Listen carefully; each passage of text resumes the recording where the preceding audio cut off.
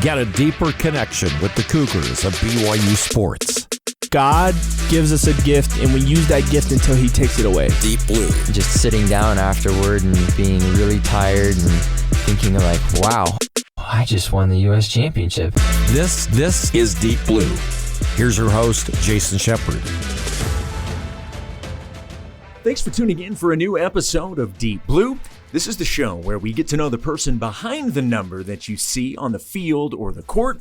These are the true stories of BYU athletes from their own mouths. But this episode is going to be a bit different. You aren't going to hear from anyone associated with the BYU sports programs. Yeah, well, let me explain. I interviewed some of the amazing players and coaches who the Cougars will face this season on the hardwood at Big 12 Basketball Media Days. We've compiled a few of those interviews for this episode. Up first, Oklahoma State's Lior Garzon. She's a native of Israel and opens up about what's going on in her home country. But first, we focus on her enthusiasm for this brand new season with her fellow Cowgirls. I'm so excited. You know, every season you bring something new to the table, and we have like new teams. Obviously, you guys coming to our conference, so I think it's going to be very fun. What do you make of the 4 new teams? Because beyond there being 4 new teams and 4 new places to travel, it also stabilizes and in a lot of respects improves the conference. So what did you make of the conference expanding with the 4 schools? I think they're bringing more styles of the game. You know, this team playing a little bit different than the Big 12 regular teams playing. So I think just to see this different style and how to guard them or like how to beat them, it's going to be very interesting to see like how every team handled that. So I think that's going to be very interesting. Last year, I read a couple of different places, kind of described your season last year as a breakout season for you. Mm-hmm. First of all, what went into last year being that type of season for you? I think I grew up a lot. Like my game, my maturity, I just handle things way better than I used to. And our coaching staff, they helped me a lot. Like I can't even like describe how much from coming from kind of like small school, a little bit not as competitive conference as the Big 12. They helped me a lot and showed me how I can bring myself and just do the best I can do. So how do you take that breakout season and then get better this year? I think first of all, taking the confidence I got from last year. I think that's probably the most important thing for a basketball player, to have confidence. And then just build up, like, I know everybody call me a shooter, but now I want to show like I can do more stuff than just shooting the ball. So I think that's going to be interesting to see. You were at Villanova before. Yeah. What brought you to Stillwater? I think first of all, when I visited Stillwater, I felt like home. Yeah. I came with my dad and I was like, I feel like I'm home right now. Like, you know, obviously I'm from so far away, so that was really important for me. You mentioned you're from far away. You're a native of Israel. Yes, I am. Obviously, Israel has been in the news a lot lately. I'm curious, from someone who is from there, how have you handled what you're seeing and I'm sure hearing from family and friends? Yeah, I mean, it's really hard. Like, there is nothing someone really can do, even personally I can do to like get over it. Obviously, this is my people, this is my country. But I think our system and my teammates and our coaching staff, they really helped me just like to express my feeling and try not to be quiet about it and be open. But it's really hard. I mean, I just really pray for them every single day and talk to them as much as I can. So how much family do you still have back there? All of them. All of your family? My sister is in Indiana, but other than that, everybody in the family is basically back home in Israel. So my other sister, she's in the army right now actually. So yeah, she hasn't been home. So yeah, just trying to stay in touch. Is it difficult to focus on basketball and day-to-day stuff when bigger things like that are going on? A little bit. I mean, I think the last week I just realized there is a lot in this world than just basketball. You know, we think and we put our personality based on our basketball performance and just realize there is so much more in this world than just like if the ball went in or not, or if you win a game or not. People are actually like fighting for their life. Like, we don't really say that, but this is the reality. And I don't know, I feel it makes me a little bit more relaxed and calm and trying to really enjoy the moment because I get to be here. I get to be in a safer place right now. So just to really enjoy the moment. How would you say your faith has helped you through times like this? I really believe in God. I believe in His plan. I believe there is a reason for everything. I can't tell you that I understand why and why this is going on right now for my people, my family, and basically my country. But I know maybe in like a couple of years when we look back now on the Holocaust and look at us, we have like a whole country that we didn't have. The Holocaust never happened. So it's definitely hard to see right now, but I hope in maybe, 50, 60, 70 years, we look back and be like, all right, that's why. You mentioned that when you went to Stillwater, it just felt like home. And in general, when somebody's away from home and you're out by yourself, being able to have a place that feels like home and a family like you have in your teammates, how much has that helped you, not just in this situation, but just in general, to be amongst a group of players and teammates that make you feel like you're in a family? A lot. I mean, I feel like everybody wants to feel like he's part of something, and this is what family is about. So just feel like I'm part of this big group of like, they're my sisters right now. Like if something happened to them, like I feel it too. So it definitely helped just to feel home, feel like you can be yourself, basically. And that's, I think, the most important thing for a person. That's OSU's Lior Garzon. Next, Ody Oguama of Cincinnati. The Bearcat forward was the team's Defensive Player of the Year. Now he and his teammates are ready to get defensive in a new conference. You've played in a Power 5 conference before. Right. We'll get to that in a second. Mm-hmm. But what is this like for you and your program to be joining the Big 12 this year? It's just big. Like you said, it's big. It's something new. It's fresh. And I think it's also not just for us, like the players and the coaches and all the people like involved in sports, but also just for like the community itself. You know what I mean? It's bringing a lot of people out of like I wouldn't say the woodworks, but a lot of people who like they used to participate in like Cincinnati sports. Back when they were like making the tourney all the time. We'll get back to that. You know what I mean? We'll get back to that. But yeah, it's bringing the community back together. Yeah. I'm pretty sure, and not even pretty sure. I'm certain of it, and everyone's just thrilled, happy, looking forward to it. So as I mentioned, you came to Cincinnati last year. You played in the ACC at Wake Forest. Mm-hmm. What lured you to Cincinnati? Why was Cincinnati the place for you? So long story short, the coaching staff, I've known them, or I knew of Coach Miller when he was at UNCG. Mm-hmm. And I knew all the other staff members and everything. I knew them because I'm from North Carolina. Yep. So I knew them, they knew me, and as soon as I hit the portal, they were one of the few, the first teams to ever contact me. Yeah. I was like, oh wow, this is crazy, and life came full circle, and here I am. Well, and like I said, you know what it's like to play in an elite basketball conference. Mm-hmm. So you kind of have an idea of what your team is about to embark on. Can you put it into words what playing at the Power 5 level is like?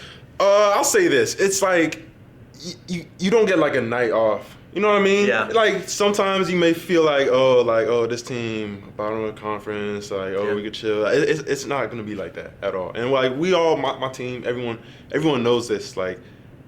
Going into it each day, each night, even traveling here, whether it's here or, back in Fifth Third, every night's going to be a fight. It's going to be a battle, and everyone's going to be locked in and focused. So you were the team's Defensive Player of the Year last year. How much pride do you take in that aspect of your game? I take a lot of pride in that. That's really that's my niche. You know what I mean? That's something I cater my game towards. Mm-hmm. You know what I mean? I like being able to match up with or take certain matchups. I take pride in accepting that challenge to guard a guy or stop this action or, blow this action up and stuff like that. Your coach's dream, talking about how you love to play defense. I love it. Have you always been that way? Has that always been part of your game, or did you have to learn to do that? I've always been that way, being that, I was a late bloomer, so I didn't really start hooping, I didn't play basketball. I was on my first team until I was, 14. So, and I didn't take it serious until, high school, middle of high school, sophomore year or something. Mm-hmm. So yeah, I sort of had to, everyone else is, they doing all this and all that. I'm like, oh dang, I need to make up some ground somehow, and I figured defense was a way I could do that. I'm a real late bloomer myself. I'm still waiting for my girls to get back to play, so. Got you. All right. Got you. Okay. Got you. Okay, so now we mentioned the new schools. You guys get an opportunity to come to Provo this year. Have you ever been to Utah before?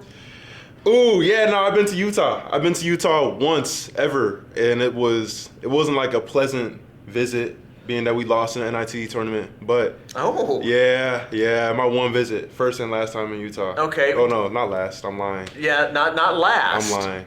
Okay, so here's the thing. What do you know about BYU? Do you know anything about BYU? I know about Mormons. Okay. Mormons. Yeah.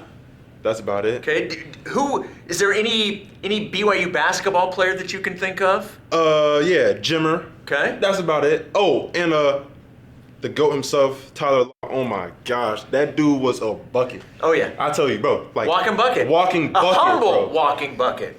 So they say. Yeah. So they say. Yeah. So they say. That man, oh my gosh, like just watch every single time he got the ball. It was like, bro, he got the ball and it was automatic. You just knew he was gonna. Oh yeah. I don't know, bro. He's different. You got to meet him too. What was that like for you? Bro, I was awestruck. I was like, wow, I shook his hand. I don't know if you know that. You gonna wash that hand? No, bro. This hand, Tyler, bro. I'm not gonna shake your hand after because I don't want to have no one's ever shaken my hand after this. Yeah, nope. Yeah. Okay. You nailed this interview, by the way. This was so much fun.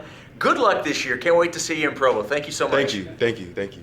And just to clarify, the Tyler Ody mentioned was BYU's all-time leading scorer, Tyler Hawes, who was also at Big 12 Media Days. It was funny because Tyler was in the room when that went down. It was so funny. Tyler was both embarrassed and excited all at the same time. It was a really cool moment and something that will certainly stand out to me when I think back at Big 12 Media Days in Kansas City. All right, up next, brand new Texas Tech head coach Grant McCasland, who knows a thing or two about the Red Raiders. He was the team's director of operations from 1999 through 2001. You're no stranger to this conference. You're no stranger to Texas Tech. You have a previous history with the Red Raiders. So I want to ask you what it means to you to be the head coach at Texas Tech.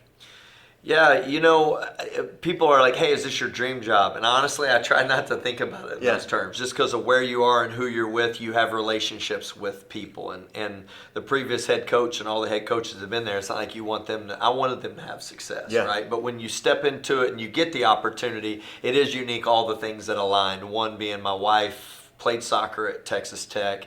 Our first job being at Texas Tech, and then we started dating. We ended up getting married, and we lived in Midland, which is another part of West Texas. This was my first junior college job, first head coaching job. All our kids were born in West Texas, so it's really honestly cool to kind of come full circle and then bring our family back to West Texas, and this be our first opportunity to be in the Big 12 and our only opportunity, I hope. That's awesome. And look, and the answer, you may have touched on it a couple of times, but your track record speaks for itself. There's a reason that you got this job, and that's because you're a winner.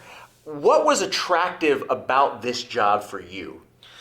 Well, first and foremost, in the state of Texas, football wins, okay? So let's not get confused. But what's unique about Texas Tech now and the history and the actual build of it is we have the most attended games in all of Texas. And so you do have a captive audience. And I think you can appreciate this, but it's just how do you bring everybody together, and one way they bring people together is basketball. Yeah. And it's warm in the gym, and you can get 15,000 people in there to make it wild. Yeah. And then we've got an opportunity to really, I think, compete at the highest level because we have such a passionate fan base that loves Texas Tech basketball, and it's at a time where you're in a league that's the best league in the country. So if you can combine those two and win home games, and I think you give yourself a chance to be one of the best teams nationally. And just thrilled that the personal story isn't where it ends, right? It's a part of we want to compete for national championships, and I believe it's proven that it's possible at Texas Tech, and the build would give us hopefully a future where that's something we can play for. Well, let's talk about your team. And there's a lot of new. You're obviously part of the new, but I believe, 9 new players? Not everybody's gone, but you do have a pretty new roster from what the Texas Tech fans saw last year. Tell me about your team and what you think you have on your hands right now. Yeah, I think across the country, everybody's got new. It feels like it's kind of a common theme. Intentionally, though, we've got 5 transfers, 3 super seniors, 1 senior and 1 sophomore that was Mountain West Player of the Year, Freshman of the Year. And the one thing all those guys have in common, they all played in the NCAA tournament. So, like, just the mentality-wise, not only do they want to play in it now, I think they want to win in it. And I felt like that was the most important part. When we talk through their stories and we talk to people around them, and you do your research on them, and you try to know them as people, you find out really quickly. And our biggest question was, like, what were they like in the locker room, and who are they as people? And the biggest thing for me was, like, everybody loved playing with these guys. Like, genuinely, like, I loved being on this team. I had people call me that played pickup with some of these people in the summer, and they're like, you know who all the pros like playing with in the summer? Darian Williams. It's like, honestly, it's like, how do you find people that, and I think when you're building a program, that's a big component to it, because teams that love each other and teams that practice really hard, they always get better. Yeah. Their ceiling is never the top. It's always like, we can get a little better. Why? Because they love being around each other. So I think for us, winning and building this roster was really like, how do we add people that, one, are unbelievable teammates and genuinely like love being around and part of winning, and then who has done it and has a higher expectation, so that we can teach the younger guys that are a part of the roster that weren't winning last year or didn't get a chance to play in the NCAA tournament. This is what it looks like, and this is how we're going to do it together. So finding guys that want to win and how they want to win, I think, was a priority. Well, the Big 12 Conference is going to look a little different than the last time you were here. The addition of 4 new schools, BYU being one of them. What did you make of expansion and the 4 new schools that are now part of the Big 12 Conference? The ads are like great basketball. Like, honestly, I had the opportunity of playing a game at BYU, and I had a player that signed at Cincinnati when I was in junior college. And then the University of Houston, I lived in Houston for 9 years, and seeing what Coach Sampson's done there. And then Central Florida, actually, the AD there, Terry Mahajer, and Coach Z is the sports administrator. That's who hired me at Arkansas State. So, like, literally, like, all the schools that are joining, like, it's pretty awesome. And then you add the other schools that are joining here in a year. I think what people will find is the conference will only get better. I honestly believe that. And why? Because, and I'm looking at it from a basketball perspective, because these are basketball schools with basketball traditions that actually have an expectation for winning. And I think with the additional resources that come with doing this and being a part of the Big 12, I think it's only true that the best days are ahead for the Big 12. You said you've played a game at BYU. Do you remember anything specifically from that game? Well, I was an assistant at Baylor. Yep. For under Scott Drew, and it was the Perry Jones, Pierre Jackson team. Yeah. That I will tell you this: like, there's atmospheres in college athletics and basketball, and BYU is one of the best. And just remember feeling like there's a camaraderie in the building, obviously, but there's also like this is a tough place to play, and winning is difficult. So just a lot of respect for the difficulty that it is to play, but also the camaraderie in the building. So how far along do you think your team is we get closer to the start of this season? How close do you feel they are to being ready to hit the ground running? Well, I think we all know this. The best teams get better all the way through the year, and you better have a short memory in the Big 12. You better not remember your wins, nor you better remember your losses. And I think what we're focused on and what will determine kind of our ceiling is just how much we embrace the physicality that's required to win in the Big 12, and then how do we have an approach that we're not where we need to be at any point. Well, I can tell you in talking with your players, they have the utmost confidence in you, and each one of them told me the reason that they are there is because of the way you made them feel, and they wanted to play for you. So I think that is as good a compliment as you can get when your players are talking about you the way that they are. Yeah, no doubt. And I told you we haven't determined playing time yet, too. So I'm sure so they're just angling for some minutes, huh? I'm sure that's a part of it. No, they're not like that. They're built to, I think, appreciate people, right? And I think when you try to be as honest as you can through the process, because a lot of people tell you what you want to hear, and I just tried to find that line of like, let's be as transparent as we can to tell them what we really hope for them. And and how we're going to love them and be around them and care for them in ways that maybe don't just have basketball aspirations tied to them, right? And how you improve them and how you love on them is equally important as how they improve as a basketball player. That's not always the fun part to talk about, but I think in the end it allows you to win, and that's the part that they appreciate and what they want to be a part of. That's Texas Tech Red Raiders head coach Grant McCasland. Coming up next, managing national championship expectations with Kansas Jayhawk Dajuan Harris and TCU guard Madison Conner's unique connection with a couple of former BYU Cougars.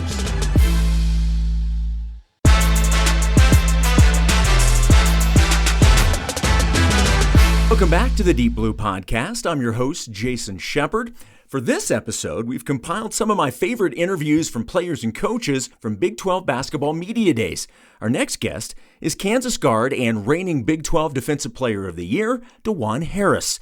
I wanted to know what it's like playing for a team that always has national championship expectations. Well, I think that's just what comes with it. I mean, we got the best coaching staff in America. You know, they've been coaching together for a long time, probably longer than I've been alive. So I just build all my trust from them, and, you know, they trust us and my teammates. So we just really just come in every day and try to be coachable and try to be a better player every day. So, speaking of the coaching staff, what's it like to play for Coach Seth? What has he meant to you and your career with the Jayhawks? Well, basically, he changed my life because, you know, I've been through a lot of stuff. I had to go through some academic work before I even had to go to KU. So he helped me out a lot. He changed my life. He made my life better, made it more easier. And then even playing for him, he makes the game easy for me because, you know, he loves point guard. So I'm just the next one up in line. So he just makes it easy for me. Then we got one of the best bigs in the country. So really, it's just the coaching staff and then the plays we run. So he just makes it easy for me. So, yeah. So we were talking about expectations before. You guys picked to win the Big 12. That's not a surprise. I want to know how you guys handle having a constant target on your back when you're in a program like this and everybody guns for you. Nobody takes a night off when they play you because that's their big game. How much does that help you guys on the floor knowing that you're going to get everybody's best? You know, the Big 12 is the hardest conference in the country. It's been the hardest conference in the country. But, you know, really, you know, being in the Big 12, you know, you got to grind out games, you know. Coaches emphasizes defense a lot, and if we start there first, then how could we lose? Because, you know, if you getting stops on one end, then that should lead to offense on the other end. So really just staying together throughout the whole year, blocking out the outside noise because, you know, everybody wants to come for us anyway. Nobody likes Kansas for real, and really just trying to block out the outside noise and just staying together and keeping everything in our locker room and, yeah, like I said, staying together. You used a word, grind, and I've heard that word used over and over and over again and when people describing what it's like to play in the Big 12. When you talk about it just grinding out games, what take us through what a Big 12 game is like, because obviously BYU and the other three schools are joining this league. So take all of those fan bases through what a grind a game and a season is like in this conference. Basically, you know, when we won the Big 12 last year when we played against Texas Tech, like there's like one of the teams like last in our standards, our conference or whatever, but they were still good though. But, you know, we ended up beating them by like 4 points, 2 points, 3 points or whatever, and it came down to one play, and that one play helped us win a championship. So, yeah, just basically that, yeah. So I've had the chance to see your campus and the football stadium. I have yet to be able to go to Allen Fieldhouse, which, as we know, is an iconic place to play. Yeah. You guys do not come to Provo, but BYU comes to Lawrence this year. Yeah. What should everybody expect with the game day? I thought we was going to go there. A lot of people want us to go there because I heard it's crazy there too. But really, the fans is just how much they care about us. It doesn't matter if it's raining, if it's snow on the ground. They gonna show up and be there proud and happy. Yeah. So our support, we have a lot of love for our fans. They have a lot of love for us, and we just thankful for them. So you've got that Jayhawk on your chest. What does it mean to you to wear that logo? It means a lot. You know, there's been a ton of players that came through here. Really, it means just hard work and dedication, and just trying to be that next big one and then have somebody else follow their dreams, be right behind you. So I'm just following behind Devon Dotson Marcus and Devon after they had their years here, and then hopefully there's another more point guards that come after me. I think one of the things that impresses me most about what the Kansas program does is we know the type of talent that comes to Kansas. We know that anybody individually could be the guy at any program, you know what I mean? Yeah. But yet you guys have decided to come together as a collective and do something together, and sometimes somebody may have to take a backseat to somebody else. Yeah. What does that say about you guys, that you're willing to do that for one common goal? Well, basically, if somebody drops out, it's just the next man up. You know, Coach emphasizes just being together as a team, and that's what we try to work on and off the court. And basically, the system that we're running in is that everybody brings the ball up the court, and we try to get one side to the next side, and we just play together, and coach makes sure we play together. So it just makes it easy. So yeah. All right. So last thing we mentioned, obviously the new schools. What do you make of these new? You'd mentioned you'd heard that things are crazy out in Provo, even though you're not going to get a chance to play there. What do you make of the 4 new schools that are now part of the Big 12? The schools that came in are basketball schools, so it makes it even more hard because the teams that was just in, that was hard. When they used to come, we used to go there, but really it's just all the games going to be grinded out, and we just got to, for my team, we just got to stay together and be coachable. That was Kansas Jayhawks guard Dajuan Harris. Sytia Messer took over the UCF women's basketball team just last season, so she's transitioning the Knights into the Big 12 in just her second season on the job. It sounds like a tall task, but she knows a little bit about this conference, helping to coach the Baylor Bears for 8 years. Coach, I can't think of anybody better to help lead this UCF program into this Big 12 future than somebody that's experienced what the Big 12 is all about. How important is that for you to be able to lead this team into this new chapter? Well, I'm very excited, and it's an honor to be able to lead our team into the Big 12. Having been in the Big 12 before, but I will say it's a little different. It's 5 new coaches since I was an assistant in the Big 12. But I can tell you the best restaurants, I can tell you the best hotels, and where to stay. But, I will say the one thing I always enjoyed as a coach about the Big 12 is just the different styles of play. When you look at Kansas, you're going to have zone. You look at Texas, you're going to have man-to-man gritty up in you, those type styles of play. And I just really love that. I love that. And that's what I'm excited about to return to the Big 12. It's one of the best leagues in the country. So what is it like to recruit to UCF?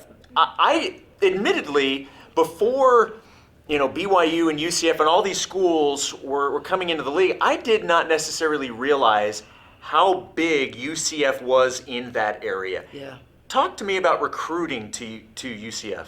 It's a great opportunity to recruit to UCF. We have almost 70,000 students. So that is crazy, right? To have the great student base we have. But we're the youngest alumni base in the country. The average alumni age is 34 years old. So we're young, we're energetic, and up and coming. So that style, and to be able to recruit to Orlando, on top of UCF, it's second to none. So, and being in the Big 12, it gives us opportunity to get in with star players, and we're trying to take full advantage of it.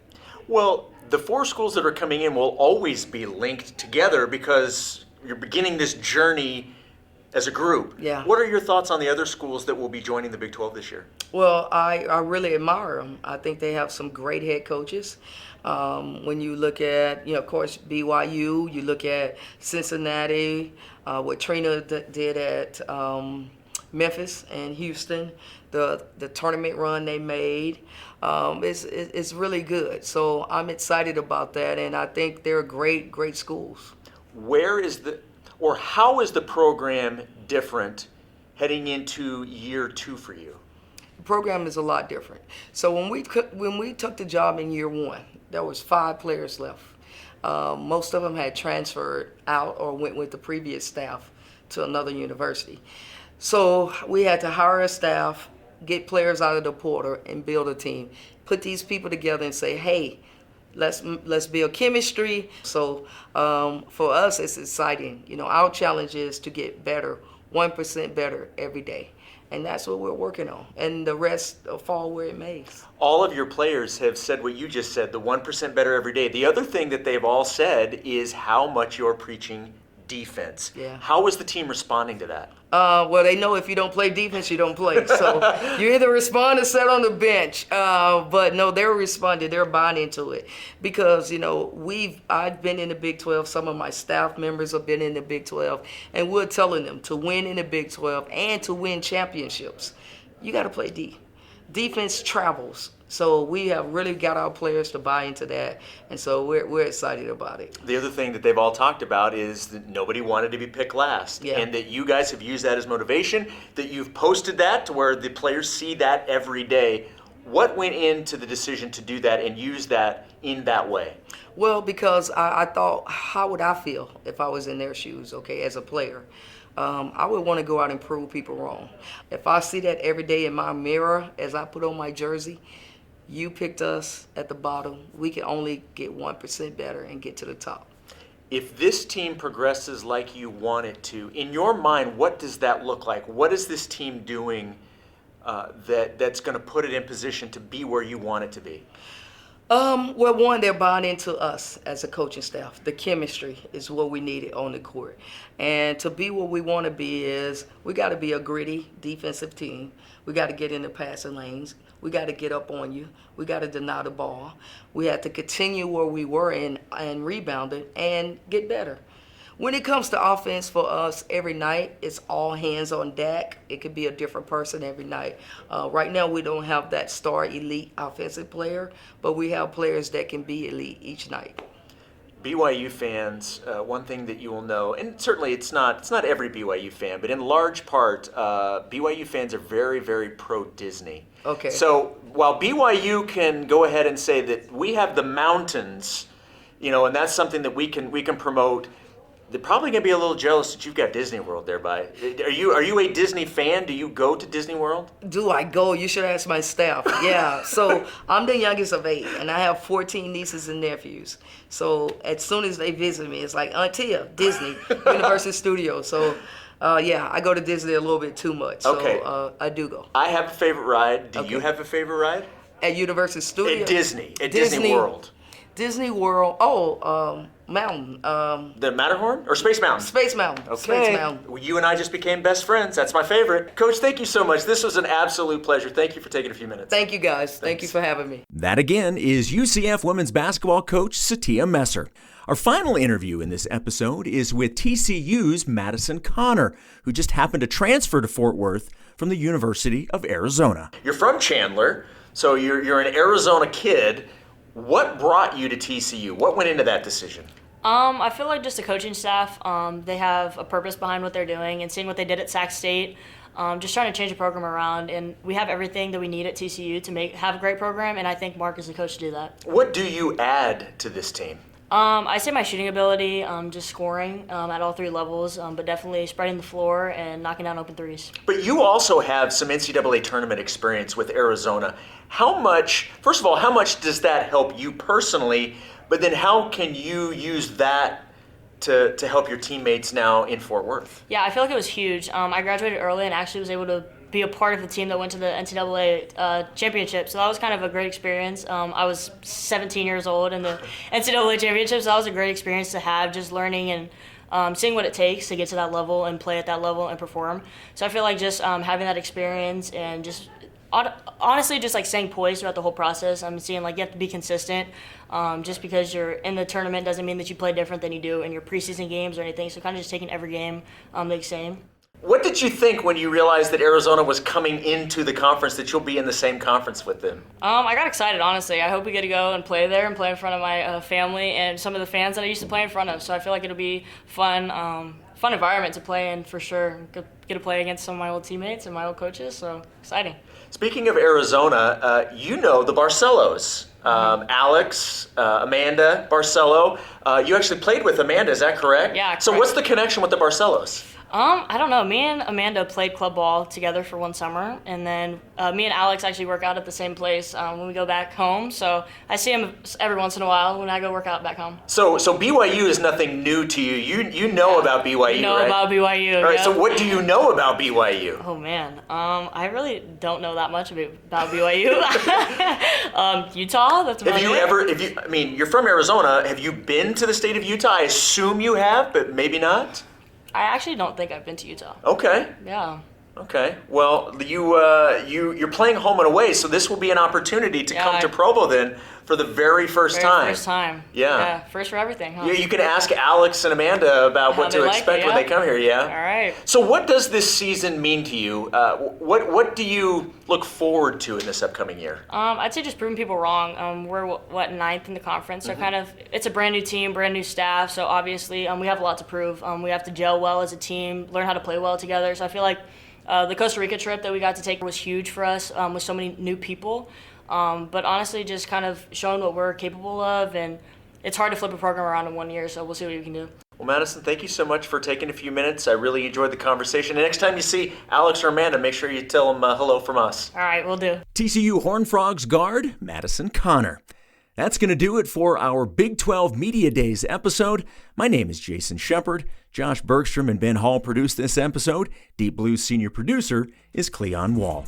You can download and subscribe to Deep Blue on all podcast platforms or find all episodes on the BYU Radio app. Deep Blue is a production of BYU Radio.